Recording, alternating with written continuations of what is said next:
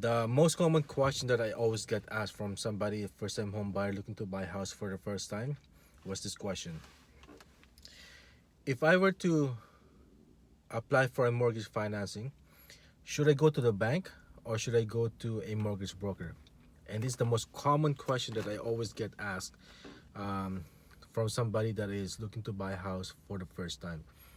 So, to answer this question, first, you have to ask yourself a question. What is it that you have for you to qualify for the mortgage financing that you are looking for? You see, when a lender is trying to qualify you for a financing, they're looking at three things. They're looking at your credit report, they're looking at your income, and they were looking at your down payment. And all these three things has to go hand in hand. If any one of these things is missing, the chances are you're not gonna get approved by the bank. And just to let you know, in Canada, there's about 50 different lenders that is trying to compete to get your own business. And we all know about three or four or five of them, which is a commercial bank. Royal Bank, TD Bank, Scotia Bank, and so on. The rest of them we don't know unless we talk to a mortgage broker. Now, if any of these three things is missing, then that's when a mortgage broker comes in. What a mortgage broker does the best is that they will look for a lender that will be able to accommodate your shortfall if you have a shortfall on these three things that I just mentioned. And a good mortgage broker will also be able to put together a files that make sense when you're applying for a a financing. Um, a files that if they were to present it to the underwriter, it will make sense. Um, just to give you an example, I do have a client that came to me and was declined by Scotiabank. Now he came to me for a second opinion, and I passed it along with a mortgage broker that I deal with. I deal with many mortgage broker that specialize in different cases. In this case, would be it's a Filipino case. Um, this mortgage broker was able to get this client approved with the bank is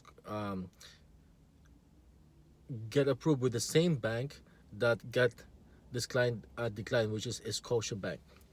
So the question might be, or you might be asking, is that how did that happen? How can one bank decline you and by going through a different channel was able to get them pre-approved with the same lender?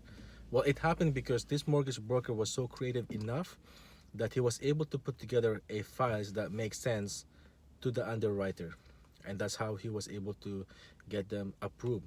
And most of the time, when a lender have a special relationship with, if a broker have a special relationship with the lender, and the more deals that they do, the less eyes will have on your files, just like what happened in this client.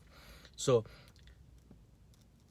in other words, if you have all these three things criteria, then you can go to a bank.